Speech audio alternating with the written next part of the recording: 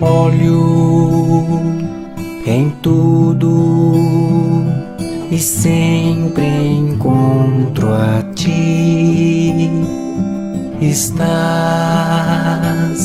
no céu, na terra onde for. Em tudo que me acontece encontro o teu amor.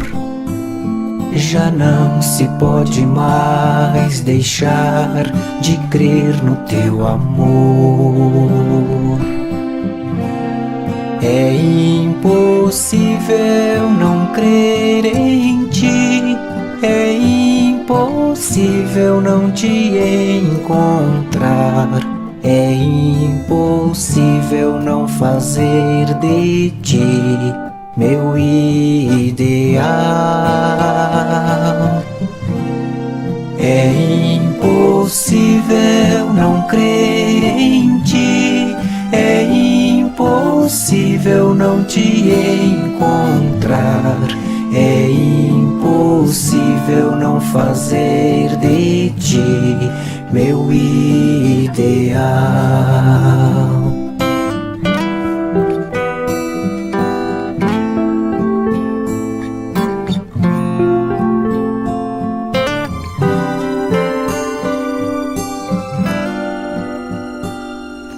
Olho em tudo e sempre encontro a ti. Estás no céu, na terra onde for. Em tudo que me acontece encontro o teu amor. Já não se pode mais deixar de crer no teu amor. É impossível não crer em ti, é impossível não te encontrar, é impossível não fazer de ti meu ideal. É impossível não crer em ti, é impossível não te encontrar, é impossível não fazer de ti meu ideal.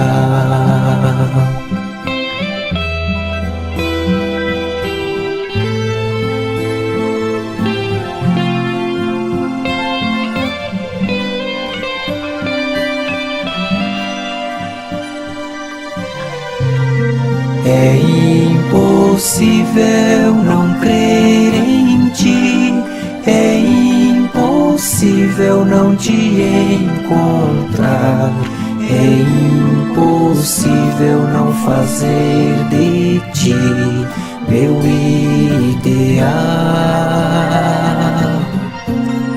É impossível não crer em ti, é impossível não te encontrar, é impossível não fazer de ti meu ideal.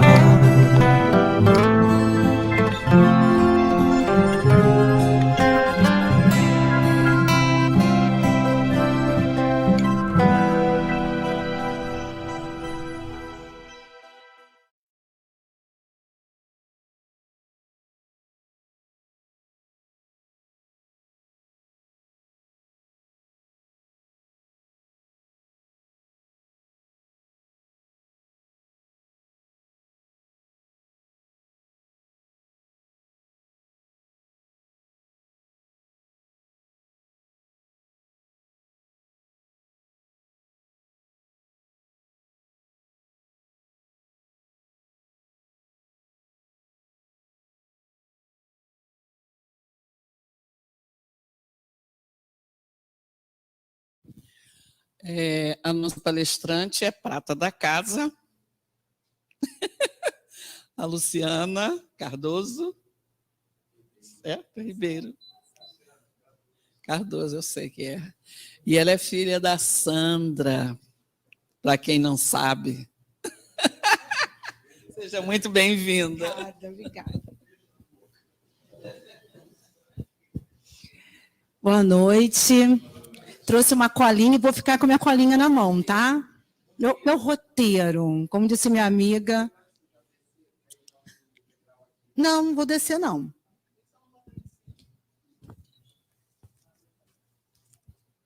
Vou botar minha colinha ali de vez em quando. Às vezes a gente nem olha a cola. Sabe quando a gente é aluno? Que a gente vai lá, faz a cola, guarda, e na hora da prova a gente nem olha. Mas aquela dá uma proteção para a gente, uma segurança, né? Então, minha colinha está ali. Então, quero dizer para vocês que eu estou muito feliz. Tem bastante tempo que eu não venho bater papo aqui no Renascer. Essa coisa de falar assim, palestrante, né? Dá uma imponência e vamos dizer que eu não gosto. Eu gosto de conversar. Eu sou uma boa pessoa, gosto de conversar. Então, hoje nós vamos conversar, ok? Então, se eu falar alguma coisa, quiser perguntar, se eu souber responder, mas a gente vai bater um papo. Um papo de algo que eu estudei, né? Fui lá pesquisar, estudei e vim aqui dividir esse conhecimento com vocês. Então, há uns 6, 7 meses atrás, o Allan Kardec, nossa casa amiga, de onde a grande maioria de nós viemos, né? Zé Hélito me pediu, Luciana, faz um tema estranha moral estranha. Alguns falam que é moral estranha, outros falam que é estranha moral. Fala pra gente. Falei assim, claro, Zé, falo sim. Aí fui eu estudar. Vou dizer para vocês que levou um bom tempo para aquilo entrar na minha cabeça. E a palestra no Allan Kardec é sexta-feira. Meu grupo de estudo, alguns do meu grupo de estudo estão aqui, eu virei e falei assim, pessoal, não tem como estudar amanhã, não. Meu grupo de estudo é quinta, a palestra era sexta. Eu preciso estudar o troço, tem que entrar na minha cabeça, porque eu vou falar o quê? Amanhã, lá na Allan Kardec. Fiquei em casa, rezei, parará, parará. A espiritualidade foi... que máximo, que tema delicioso. Então, eu adorei estudar esse tema, porque me abriu um horizonte de algumas coisas que a gente vem esquecendo, né? Então, tipo assim, moral estranha. Então, como já disse, eu vou ler para vocês aqui o que eu achei falando sobre moral e sobre estranho, para a gente começar a entender. Eu tenho que colocar o óculos. A idade chegou, tem jeito. Hoje eu estava com o celular na mão, vendo alguma coisa, eu fiz assim, ó. Aí a pessoa, o negócio chegou aí para você. Então, vamos lá. Na minha colinha aqui, no meu roteiro, moral é a regra da boa conduta. Portanto, a distinção entre o bem e o mal. O que é estranho? O que é estranho? Uma coisa que você olha e faz assim, quando a pessoa passava com o cabelo vermelhão, desculpa se alguém tem um cabelo vermelho aí, eu achava estranho, mas vamos lá, estranho, achar diferente do que seria natural esperar, oposto aos costumes, ao hábito anormal. Então, lá no capítulo 23 do Evangelho segundo o Espiritismo, vem dizendo, estranha moral. Uma conduta diferente do costume. Então, é isso que a gente vai conversar hoje. Mas, para a gente entender desse assunto, quando Jesus falou, há mais de 2000 anos atrás, é o que a gente vive hoje? Telefone, microfone, tecnologia... O que Paulo fazia, né? Cartas ao como é que é? As epístolas. Por que aquilo? Porque ele tinha que mandar para aquela igreja que ele tinha fundado. Não tinha zap, né? Não tinha printar, pegar uma foto e mandar. Então, naquela época, as pessoas que estavam ali tinham também costumes diferentes dos nossos, certo? Uma outra coisa muito importante para ser uma estranha moral é que Jesus não deixou nada escrito, ok? Os evangelhos foram escritos quase 30 anos depois que Jesus já havia desencarnado. Então, nós estamos vivendo hoje aqui. Vocês estão me ouvindo, né? Daqui a 30 anos, vocês vão querer escrever, ok? O que eu falei para vocês. Todo mundo está ouvindo aqui eu falando, mas cada um de vocês está interpretando de uma maneira diferente. Então, na hora de colocar para o papel, cada um coloca a sua vivência, o seu sentimento, aquilo que entendeu do que eu estou falando. Então, você imagina 30 anos depois que Jesus já havia desencarnado, que os evangelhos começaram a ser escritos. E naquela época, Jesus falava em aramaico. E os evangelistas tinham uma outra língua, acho que era sânscritos. Eu tentei achar, né, e estava lá, sânscritos. Tem uma população na China ou na Índia que eles ainda falam isso. Então, vamos lá. Jesus veio, falou e outras pessoas escreveram. Eu vou falar com vocês manga. O que vocês entenderam? Manga. Pode ser fruta e pode ser manga. Quando Jesus... É o quê? É? No manga de mim. Então, vamos lá. Naquela época, o vocabulário ele era muito pobre. Uma palavra podia representar várias situações. Vocês vão entender porque eu estou contando essa historinha. Porque um bom palestrante tem que contar uma história antes, tá? Isso faz parte do roteiro, ok? Então, vamos dar um exemplo. É mais fácil um camelo passar do que um rico entrar no reino dos céus. Camelo, tá? Era também o nome que se dava a corda, a fio. O fio era feito do camelo. Então, podia representar as mesmas coisas. Porque se a gente olhar, né, um camelo passar por uma agulha e um rico não entrar no reino dos céus, parece uma coisa. Outra coisa interessante que eu descobri, por isso que é bom estudar. Deus fez o mundo em quantos dias? 6, 7. Isso. Naquela época, se falava em períodos de tempo, também se falava de dias, período diurno. A mesma palavra podia significar. Então, o que eles fizeram com o tempo, com as traduções? O mundo foi feito em 6 dias, mas o mundo poderia ter sido feito em 6 períodos de tempo. E muita coisa foi se perdendo, porque as pessoas naquela época eram copistas. E eu, enquanto professora, sei que lá na alfabetização, o que uma mãe quer? Minha amiga Dilene lá atrás também. Dilene vai saber o que eu estou falando. Eu quero que o meu filho copie do quadro. É o sonho de toda mãe, com letra cursiva. Né, Lúcia também, amiga professora, meu amigo ali professor. Sueli.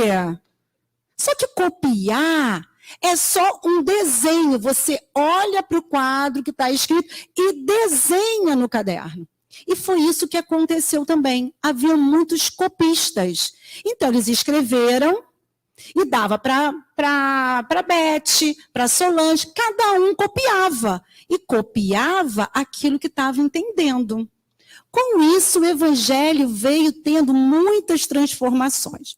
E aí, vamos começar no nosso tema. Por que saber disso tudo, Luciana?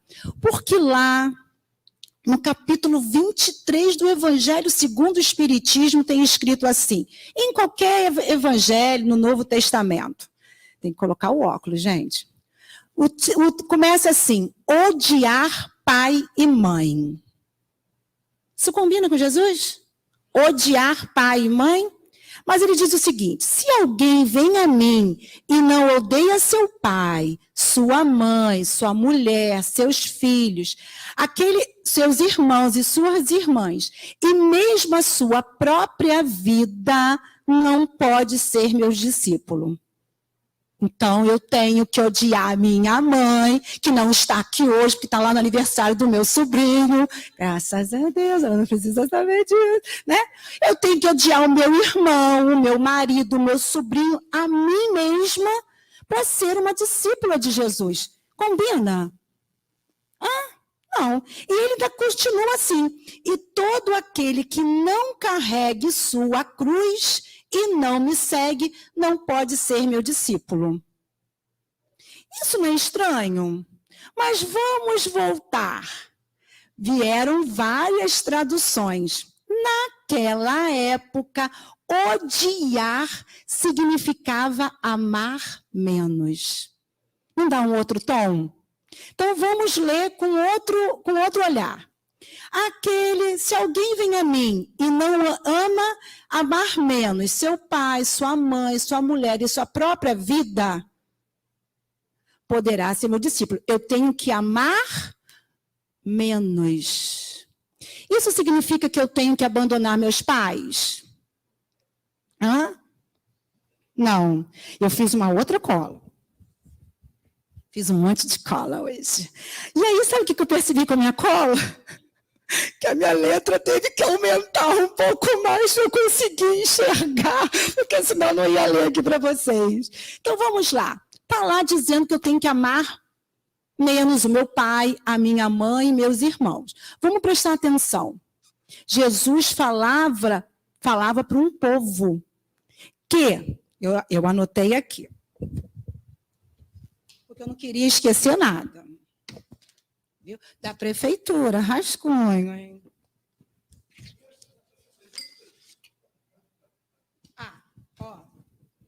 Eu até escrevi uma coisa bem legal. Vamos imaginar que Jesus falava um português brasileiro. E os evangelistas, um português de Portugal.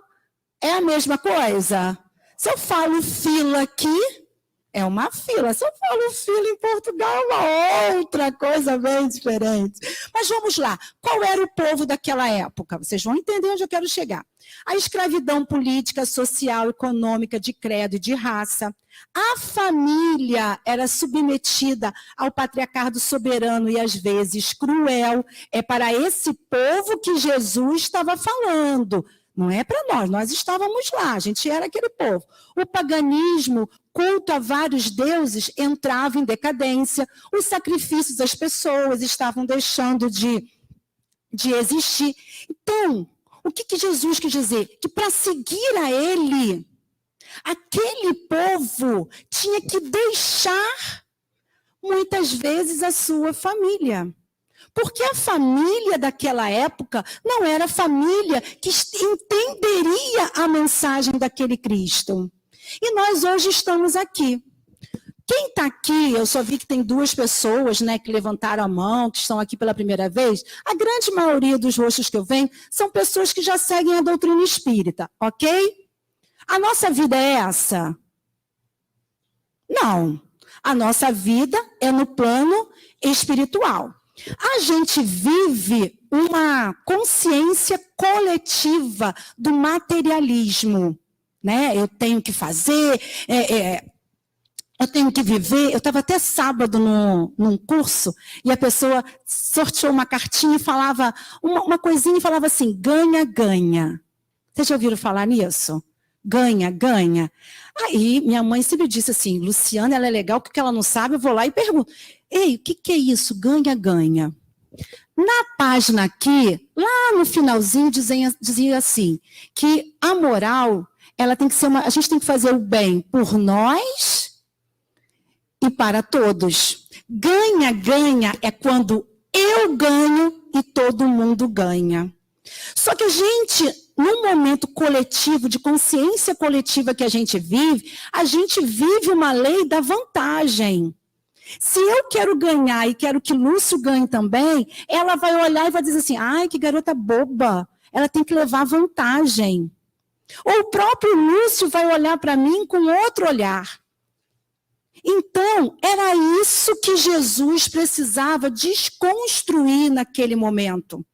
Aquelas pessoas vinham de olho por olho, dente por dente, de uma coisa material. Se eu fosse viúva naquela época e não tivesse um filho homem, eu era assim escrachada. O que me salvaria era ter um filho homem. Se eu tivesse só mulher, eu estava frita. Então, era para aquele povo que Jesus estava vindo falar. Você precisa amar menos seu pai, sua mãe, para me seguir. Mas Jesus, numa outra parte aqui, da parte do Evangelho, ele fala o seguinte: você precisa deixar pai e mãe. Então, a primeira parte ele fala assim, você tem que odiar. Que a gente já sabe que não é odiar, ok? É amar menos. E logo em seguida ele diz assim, você precisa deixar pai e mãe. Quando a gente casa, o que acontece com a mulher? Deixa pai e mãe. Se o Brasil entrasse na guerra, o que aconteceria com os nossos filhos? Iriam para a guerra, iriam deixar pai e mãe. Se o meu filho, ele diz para mim o seguinte, mãe, eu fui levar a Maria Clara uma vez na rodoviária, minha filha mora no outro município, aí eu falei assim para ele, ainda estava na escola, Tomás, o ano que vem eu estou trazendo você aqui na rodoviária, tipo assim, você vai morar, mãe, você vai me levar no aeroporto, eu quero morar num outro país. E é isso que acontece com filhos. Filhos deixam pai e mãe. Só que o que dizia aqui? Quando Jesus nos chama para o apostolado e pede para deixar pai e mãe, isso não significa que devemos abandoná-lo à sorte, tá? Então, eu não tenho que odiar, mas eu tenho que deixar meu pai e minha mãe. Vamos lá. Meus pais não eram espíritas, certo? A gente era católico, daquela coisa de dizer que era católico. Minha mãe se separou do meu pai, foi para a doutrina espírita. Eu, com 15 anos, segui mamãezinha lá para a doutrina espírita. Mas imagina que a minha mãe fosse extremamente materialista. Minha mãe não quisesse saber de nada. E com 18 anos, com 15 anos, eu fiquei grávida e ela falou assim, filha, vamos fazer um aborto. Essa é a minha mãe. Eu cresci, cheguei aqui no Renascer pela primeira vez, tempos depois, e descubro, né, que quando a gente tem lá a concepção, já tem o espírito ligado, não é para me martirizar, mas eu conheço uma outra verdade. E muitas vezes, o que acontece quando a gente tem lá no Evangelho? Honrar pai e mãe. Quando a gente diz honrar pai e mãe, é não abandonar. Mas isso não quer dizer que eu não possa deixar a verdade dos meus pais para ter a minha verdade. E para seguir Jesus naquela época, as pessoas teriam que deixar de viver a verdade dos pais, que era uma verdade extremamente materialista, de culto de Deus, sacrifício de animais, para seguir uma outra história. E a gente... Não é fácil para a gente hoje. Vamos lá, alguém vai entrar naquela porta ali. Entrou. Virou para mim e falou assim, Luciana, se você disser ainda que é espírita, eu vou lá na tua casa e vou matar o teu filho. O que eu faço? Espírita? Não, não sou não. Eles me obrigaram. Me obrigaram até aqui. Jesus? Nem conheço Jesus. Vocês imaginam lá naquela época? Dizer para o seu pai e para sua mãe assim, olha, eu estou acreditando numa outra verdade. Se para a gente hoje é uma coisa difícil, imagina tempos lá atrás. Mas tem uma coisa que é muito interessante nessa parte aqui de deixar pai e mãe. Quem aqui, mas seja sincero, vem à casa espírita sem problema algum? Sem problema com o marido, sem problema com os pais? Você pode declarar a sua religião abertamente sem ter problema?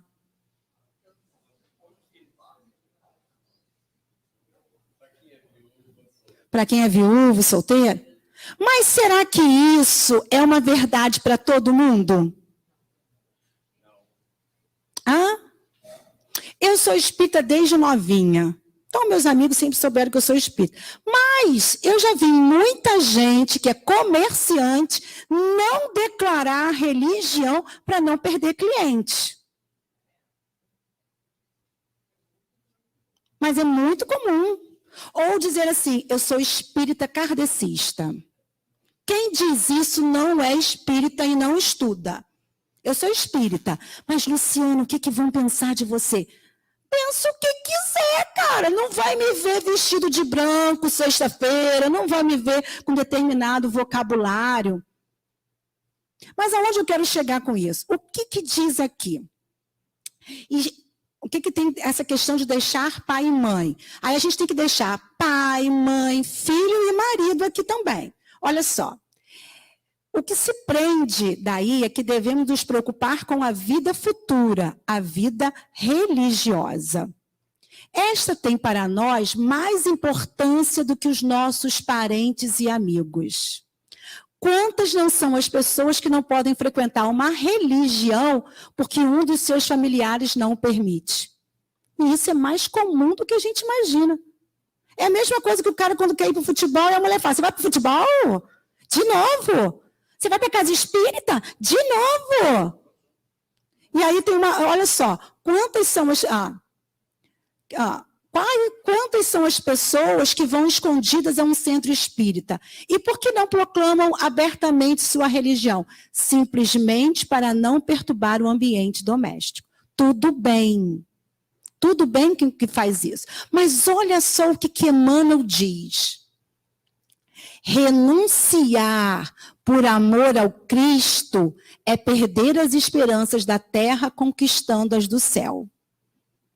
Renunciar hoje, uma segunda-feira, está em casa, jantando com o marido, assistindo a novela com o filho, né?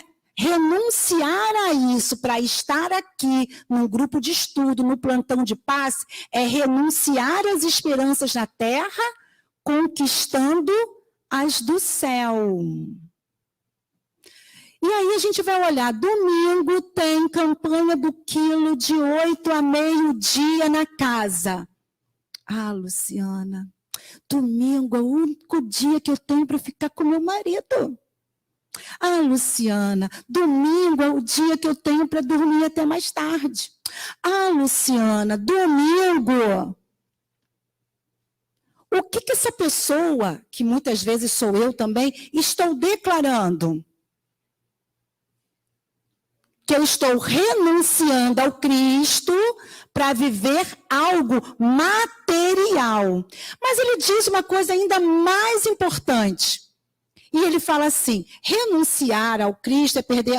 E ele nos diz, se os pais são incompreensíveis, se a companheira é ingrata, se os irmãos parecem cruéis, é preciso renunciar à alegria de tê-los melhores ou perfeitos, a fim de trabalhar no aperfeiçoamento com Jesus. Acaso não encontras compreensão no lar? Os amigos e irmãos são diferentes e rudes? Aí ele diz assim... Permanece ao lado deles, mesmo assim, esperando mais tarde o júbilo de encontrar os que se afinam perfeitamente contigo.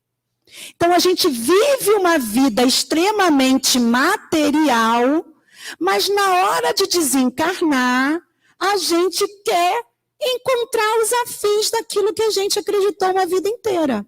Eu não estou fazendo aqui apologia de que a gente tem que deixar a família para virar centro espírita todo dia. Não, eu mesmo não faço isso. A pergunta é, o quanto nós estamos deixando alguns prazeres para vir ao encontro de Jesus? O quanto eu estou deixando meu pai, minha mãe e meus filhos para estar aqui uma segunda-feira, uma quinta-feira, uma quarta-feira à tarde, que é meu plantão de passe? É esse compromisso que essa mensagem vem dizendo. Porque olha só, na hora do desencarne, na hora do vamos ver, quem é que socorre a gente? É o meu marido? É a minha mãe? É o meu filho? É ele.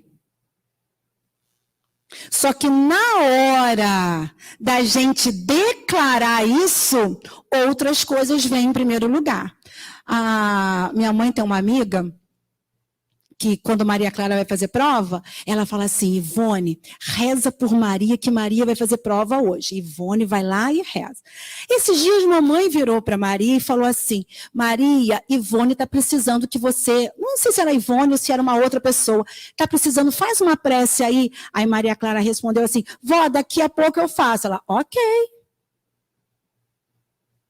Daqui a pouco... O seu daqui a pouco fazer por alguém, vai ser o daqui a pouco alguém fazendo por você também. Aí Maria Clara, tá bom, mãe, já estou fazendo. Mas é assim, a gente pede a Deus algo, mas na hora da gente retribuir, olha o ganha-ganha. A gente ainda está só naquela que pede, mas na hora de fazer algo em troca, a gente não faz. Mas e aí, essa outra parte aqui é uma outra coisa muito estranha. Vou ter que andar rápido, vou ter que correr. Deixar os mortos enterrar os mortos. O que será que Jesus queria dizer com deixar os mortos enterrar os mortos? Essa passagem aqui conta que Jesus, lembra daquele menino, daquele rapaz, que ele pergunta para Jesus assim, Jesus, o que é necessário para seguir você? Aí Jesus fala, fazer isso, fazer não sei o quê, fazer não sei o que lá. Eu já faço tudo isso, eu já honro meu pai e minha mãe, eu já faço isso, eu já faço aquilo. Aí Jesus, então tá, vai lá, abre mão de tudo que você tem e me segue. E aí o que ele fez? Não dá, não sei o quê, não sei o que. Jesus sabia qual era o apego dele. Jesus sabe qual é o nosso apego. Jesus sabia que ele não ia... Jesus muitas vezes testa a gente. Então, quando ele quis deixar os mortos enterrar seus mortos, ele está querendo dizer o seguinte. A gente tem mania de querer ajudar todo mundo, não é? E tem lá uma passagem que é, não jogue pérolas aos porcos. A gente tem que saber ajudar. Divaldo chegou numa casa espírita, e aí a moça virou e falou assim, Divaldo, essa aqui é a terceira geração que a casa ajuda com a campanha do quilo. Aí Divaldo olhou para aquilo e falou, a terceira geração? Que coisa horrível! Vocês não ensinaram a avó dessa pessoa a pescar, a mudar de vida? Porque o ajudar, a gente tem que saber ajudar. Tem aquela outra historinha, eu fui visitar uma pessoa no hospital e a pessoa virou para mim e falou assim, Luciana, estou com tanta sede, ninguém me dá água. Estou com tanta fome. Eu sou caridosa. Fui lá, comprei água, comprei um negócio, levei para a pessoa, dei. No dia seguinte eu volto para visitar. Oi, fulano, morreu. Alguém deu água, alguém deu um troço, ele não podia, estava em jejum, ia operar. Para ajudar, a gente tem que saber ajudar. Então, o que diz aqui nessa passagem? Deixar os mortos enterrar seus mortos. Enquanto o morto é alguém que se ausenta da vida, Jesus em nenhum momento falou assim, não vá lá enterrar o cadáver, o corpo. Ele falou, aquela pessoa que não quer viver, aquela pessoa que não quer evoluir, que não quer progredir, não tem o que fazer. Deixar os mortos enterrar seus mortos. E a gente tem visto muito isso. Quantas pessoas mortas. mortas na alegria, mortas na vitalidade de vida. E foi na esperança. Eu estava fazendo um estudo esses dias e foi uma coisa tão interessante. A gente vê campanha para o suicídio, não é? Mês de setembro. E o que acontece no mês de setembro? Mais pessoas se matam. Então, o estudo diz o seguinte, que antigamente, o que mais matava era a diabetes. Então, o que eles fizeram? Campanhas. E aí, a diabetes diminuiu na mortalidade. Hoje, o que mais mata é automóvel. O automóvel é o que mais mata. Mata mais do que a violência, do que a guerra, do que o câncer, é o automóvel. Só que o suicídio está aumentando. Ele está quase em segundo lugar do que mais mata. Só que eles também descobriram que quanto mais campanha se faz contra o suicídio, mais as pessoas se suicidam. A gente escuta, eu não vejo, tem uns 6 anos que eu não assisto televisão, nada. Alguém tem ouvido noticiário que a pessoa se suicidou se jogando da Ponte Rio-Niterói?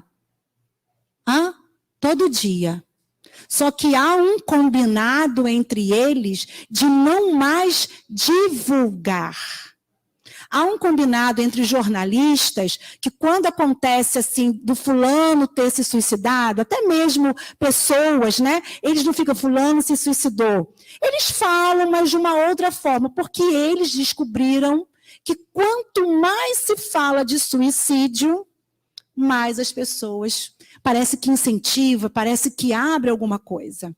Então, existem muitas pessoas mortas. E a gente vai deixar ali? Não. O que a gente faz? Reza. Ora. A gente ora por aquela pessoa. Não importa se ela não vai receber agora, mas em algum momento aquela pessoa vai receber. Então, quando ele diz aqui, deixar os mortos enterrar os mortos, ele está falando disso. Solange, eu estou aqui. Se você precisar da minha ajuda, eu estou aqui. Mas eu não posso ir lá carregar a Solange, trazer a Solange à força. É um processo individual. É um caminhar individual. Não tem como. Quando eu deito lá no meu travesseiro que eu choro com quem? Com o meu travesseiro, sozinha. Quando eu passo as minhas situações, os meus desafios, a minha sombra, sou eu sozinha. Então, é um processo individual. E aí ele vem falando uma outra coisa, que é uma das partes que eu mais gosto, que lá no comecinho Jesus falou o seguinte, né? Se você não carregar a sua cruz, não pode ser meu discípulo. E aí ele vem dizendo, não vim trazer a paz, mas a divisão. Vamos voltar lá naquele tempo. Quem era aquele povo? Para seguir Jesus, tinha que carregar uma cruz. Uma cruz do quê? O que é estranho? É diferente aos costumes. Primeiro, ele ia ter que acreditar num Deus. Jesus veio trazendo de que nós éramos filhos de Deus. A gente hoje não se reconhece filho de Deus. Imagina há 2000 anos atrás. Quem aqui é filho de Deus? Quem reconhece essa paternidade? Nós somos imagem e semelhança do Criador. Cara, esses dias eu descobri, caraca, que eu sou filha do dono do universo. Olha que coisa... Não vou falar o palavrão não, que Carla está ali, depois ela não me chama mais para vir falar isso tudo aqui. Caraca, eu sou filha do dono do universo. Podeis fazer o que eu faço e muito mais. Mas o grande problema é que essa paternidade não está reconhecida em nós. Ninguém tem o mesmo DNA que eu. Ninguém tem a mesma íris que eu. Ninguém tem o mesmo polegar que eu. Eu tenho uma identidade. Eu sou filha de Deus. E aí Jesus vem dizer, não vim trazer a paz, mas a divisão. Naquele momento, para seguir Jesus, tinha que carregar uma cruz. Mas vamos lá, o que é uma cruz? Isso aqui é o quê? Uma cruz. E isso aqui? Cruz e espada. Dependendo de como você coloca, só muda o significado. E agora, o que significava uma espada? A espada veio para fazer a divisão do homem velho para o homem novo. Naquele momento, quando Jesus falou, não vim trazer a paz, mas a espada é a espada da transformação moral. E naquele momento, quem fosse seguir Jesus teria paz? Se hoje nós formos seguir Jesus, nós teremos paz?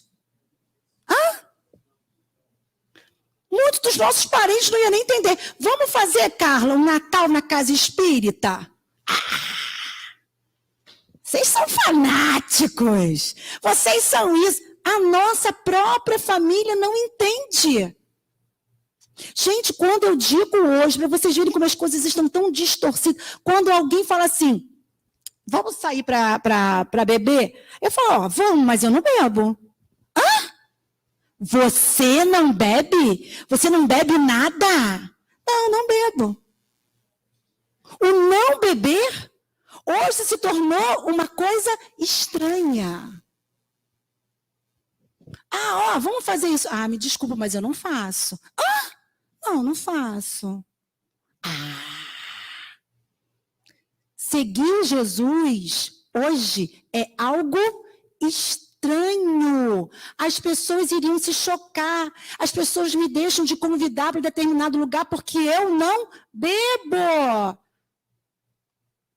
Aí eu falo, não, mas você pode me chamar. Você bebe porque você quer beber e eu bebo minha água, meu refrigerante, meu suco. Eu, de vez em quando, aposto com um drink. Minhas amigas pedem uns drinks bonitos, sabe? Aí eu vou lá e tiro a foto com o drink, assim. Mas o drink é da colega, não é meu. Porque muitas vezes nisso, o que a gente quer? A gente quer pertencer, a gente quer se enquadrar. E aí a gente deixa de ter a nossa verdade, de seguir Jesus, para se enquadrar dentro daquela situação. Então, a gente não carrega a cruz. Porque a cruz, ela é a transformação moral. E aí a gente falou uma coisa muito interessante. Isso lá com Joana, que eu copiei, eu fiz uma cola, que eu não sou boba. E eu achei tão interessante. Naquela época, Joana, Emmanuel, todo mundo veio depois estudando. Porque esse capítulo 23 do Evangelho é o único capítulo que não tem instruções dos espíritos. Foi algo que Kardec foi lá, pegou no Novo Testamento e compilou ali e tentou explicar. E Joana faz uma abordagem bem interessante. Ela fala assim, que aquela espada era uma espada metafórica. A espada do autoconhecimento, a espada da reflexão, aquela que fará separar o homem velho para que o homem novo surja. Nós sabemos que nós estamos no momento de transição planetária. Eu acredito que já estamos caminhando para o mundo de regeneração, já estamos quase nele. Só que para estar nesse mundo de regeneração, tem que ter o ganha-ganha. O que é ganha-ganha? Eu ganho e o outro ganha. Enquanto não estivermos nesse ganha-ganha, nesse processo de rasgar, pegar a espada e rasgar aquele homem velho que nos constitui. Mas o que Jesus fala? Deixai brilhar a vossa luz. A sombra está aqui comigo. Mas o que eu tenho que fazer na minha sombra? Botar luz. E esses dias eu estudando, sabe o que eu vi? Sabe do que a gente tem maior medo? Sabe qual é o nosso maior medo? Que a nossa luz brilhe. Olha que coisa. A gente está tão acostumado com as sombras, com as nossas imperfeições, que a gente tem medo que a nossa luz brilhe e a gente não sabe o que fazer com ela.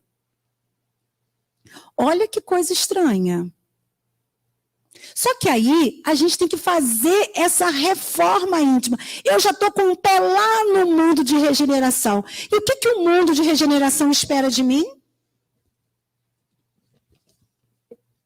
Que eu ame menos meu pai, minha mãe, meus irmãos, meus filhos.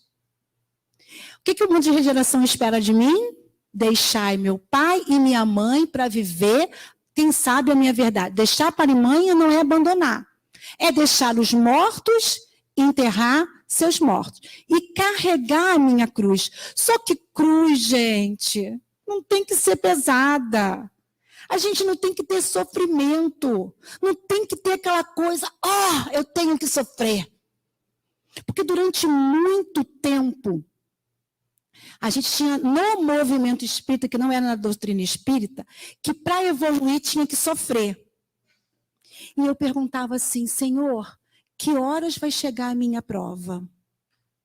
Senhor, que horas eu vou ter que sofrer para me tornar digna e dizer que eu estou amadurecendo? Porque, gente, eu tive pais maravilhosos, eu nunca passei fome, eu sou funcionária pública, eu tenho 2 filhos maravilhosos, que quem conhece sabe que meus filhos são pessoas maravilhosas, do bem. Eu tenho uma religião, eu sou uma pessoa do bem, ainda tem um lado lá precisando melhorar, mas eu sou uma pessoa do bem. E eu ficava perguntando, Senhor, que horas a minha conta chega? Porque naquele movimento espírita, se você não está sofrendo, se você não passa por uma dificuldade, você não está evoluindo. Eu carrego a minha cruz. Só quem está dentro da minha casa, só quem convive comigo, sabe das minhas lutas. Mas ela é leve. Ela é leve por quê? Porque eu tenho Deus. Porque eu sou filha dele. E no momento de intimidade, eu vou lá e falo, Senhor, vem aqui que eu estou precisando. E ele diz assim, que aquela cruz, que essa reforma moral, dá trabalho fazer essa cirurgia. É uma espada interna, é a espada da reflexão. E ele diz assim, tomar a cruz e segui-lo é pegar a nossa cruz e transformá-la em asas de ascensão. Olha que coisa linda, transformar a nossa cruz em asas de ascensão. E como é que eu faço isso? Sendo filha de Deus, estando no ganha-ganha. Enquanto eu estiver fazendo algo que eu esteja somente levando vantagem, pensando só em mim, eu não tenho nem asa. E aí, o que esse estudo veio me trazer? Eu tenho que amar menos meu pai, amar menos minha mãe, deixar os mortos, enterrar os mortos. Eu tenho que amar menos até a minha própria vida para seguir Jesus. Qual é o primeiro mandamento? Não, amar a Deus. E quanto a gente tem esquecido, amar a Deus sobre todas as coisas. Nós não somos materiais, nós somos,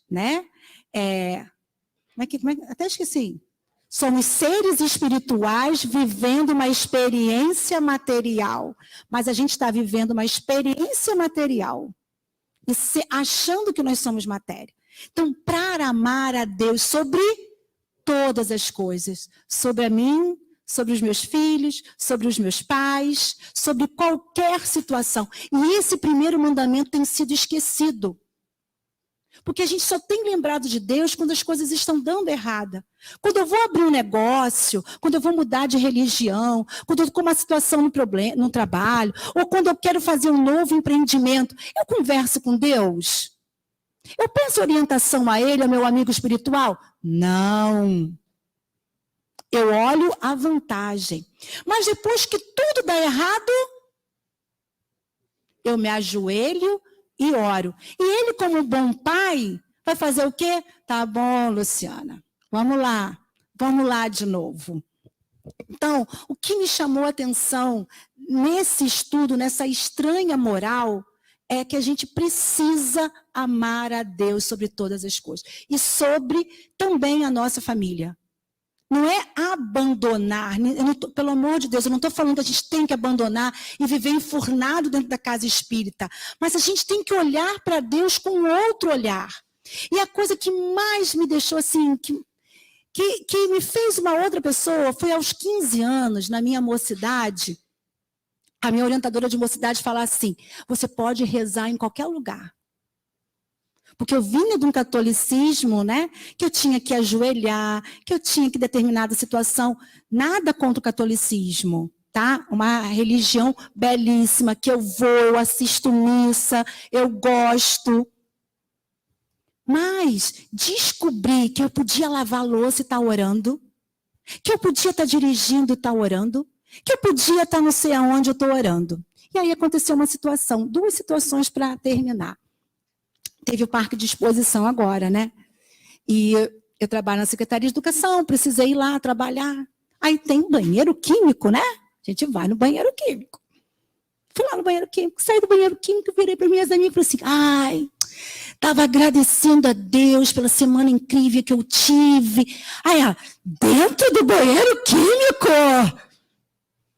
Eu falei assim, por quê? Qual é o problema? Porque as pessoas, elas acham que você tem que ter uma determinada hora. Eu tenho intimidade com Deus. E quem tem intimidade com Deus, fala com ele dentro de um banheiro químico. Eu estava ali agradecendo, Senhor, obrigada pela semana incrível. Obrigada mesmo por não ter dado nada errado no evento lá, senão ia sobrar para mim. E uma outra situação, que essa situação veio depois desse estudo. Há uns 2 meses atrás, eu vivi uma situação desafiadora na minha vida. Mas tão desafiadora ao ponto de dizer assim para vocês, se eu não tivesse uma religião, se eu não tivesse num processo de autoconhecimento, eu teria feito uma besteira. E aí, uma semana antes dessa situação acontecer, eu virei para Deus e falei assim, Senhor, eu coloco essa situação nas suas mãos. O que o Senhor resolver está resolvido. No dia seguinte, eu escutei uma moça falando o seguinte, o quanto nós somos submissos a Deus. E aquilo me chamou a atenção. A palavra submissa para nós mulheres, em determinado momento, fere tanto aos nossos ouvidos ser submissa. Mas eu falei assim, cara, eu não sou submissa à vontade de Deus. Aí eu voltei e falei assim, Senhor, que seja feita a sua vontade. E eu vou ser submissa à sua vontade. E toda hora eu falava, Senhor, eu vou ser submissa à sua vontade. Uma semana depois, porque Deus é muito legal comigo, Ele não me deixa no escuro muito tempo, Deus foi lá e resolveu a situação. Resolveu a situação do jeito que eu queria? Não. Mas resolveu do jeito que Ele achou que era melhor. E o que eu prometi? Que eu seria submissa. Isso foi no domingo. Na segunda-feira, estava lá, moada, aquela coisa toda. Parará. Na terça-feira, que eu estou lá rezando, né? E Deus, de vez em quando, bate na cara da gente. Ele vai falando, tu não ouve, ele te dá um tapa. Uma conhecida que eu conheci num curso no Rio de Janeiro, uns 2 anos atrás. Estávamos eu, Gabriele e uma outra amiga num curso no Rio. E conheci, trocamos telefone. A menina nunca me mandou mensagem. Nunca. Na terça-feira de manhã, a menina me manda uma mensagem tipo assim, Deus é fiel, Deus eu não sei o quê, Deus eu não sei o que lá. Eu falei assim, ok, entendi. O que eu pedi? Para Deus resolver a minha situação. Eu falei o quê? Que eu seria submissa. O que eu teria que fazer depois? Agradecer. Parar de sofrer. Porque se você entrega algo na mão de Deus e Deus vai lá, resolve, Ele é Pai. Ele sabe o que é melhor para você. Se você sofre porque você está sendo uma criança mimada. Você está dizendo para ele, a sua vontade não serve de nada, eu quero a minha. E naquele momento, eu olhei para aquilo e falei assim, Senhor, já entendi, eu não sofro mais. E no dia seguinte, eu não sofri mais. Porque quando você fala, Senhor, seja feita a sua vontade, acredita, a vontade dele é melhor que a nossa. E ter intimidade com Deus é dizer assim, Senhor, eu estou com muita raiva. Senhor, eu desejei o carro da minha vizinha. Senhor, eu desejei um monte de outras coisas. Senhor, eu fiz isso. Ter intimidade com esse pai é você se abrir. E hoje uma amiga virou para mim e falou assim, Luciana, ela é muito da igreja batista aqui, muito protestante. E ela estava tomando banho e ela orou. E ela falou assim, Senhor, me perdoa, porque eu estou aqui nua, conversando com o Senhor. Mas eu falei assim, mas você estava... como é que é? Até... Isso, você estava sendo você e Deus não está nem aí. Se você está no banho, se você está em determinada situação, você estava sendo você, filha desse pai. E é isso que eu quero deixar. Minha mensagem que eu quero deixar hoje é a gente saber que Deus não pediu para a gente odiar nosso pai, mas que às vezes a gente precisa amar menos para colocar ele na nossa frente. Colocar essa paternidade na frente da gente. Ele é pai. Eu sou imagem e semelhança dele. E quando a gente está lá com um ente querido no leito de hospital e a gente faz o Pai Nosso, que seja feita a vossa vontade, se a gente sofre porque a gente está sendo filhos rebeldes. Porque Deus sempre vai fazer o melhor. É isso que a gente tem que internalizar para viver esse mundo de regeneração. Deus sempre vai fazer o melhor. E Deus é Deus. Eu posso ficar chateada, eu posso me rebelar, mas Ele vai continuar sendo Deus. Que a gente possa hoje começar a despertar na gente essa intimidade com esse Pai amoroso. E sabendo que Ele nunca nos abandona. Nunca. Se em algum momento você se sentiu órfão, tenha certeza, você não estava. Que assim seja. Vou beber água. Desculpa, rapidinho. Queriam me dar um copo de geleia. De requeijão. É outra coisa que a gente tem que aprender. A gente oferece o melhor para quem é de casa. A gente deixa melhor os copos às visitas. Eu não sou vizinho, sou de casa, mereço o melhor copo.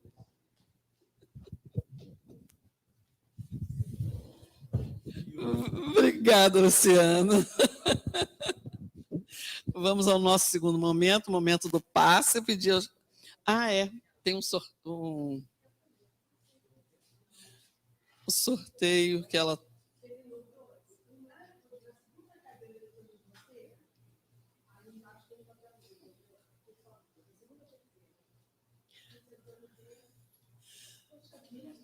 A que está mais perto é ela. Por baixo. Tem um ganha-ganha, você vai ter que dividir todo mundo. Está escrito qual é? Dá para deixar na casa e todo mundo vai ouvir. Não, é seu. Tá, e o ganha-ganha. É seu.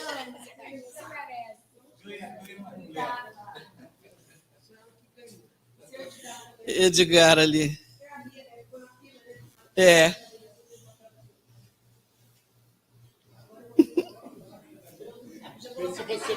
Embaixo da cadeira.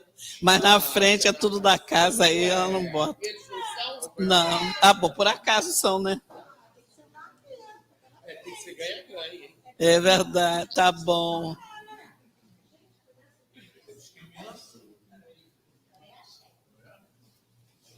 Vê se é não da frente ou não de trás.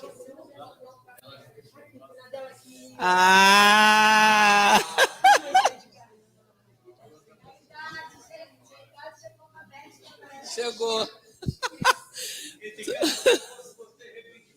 Vamos lá, agora vamos ao nosso momento do passe. Os passistas, por favor, se coloquem.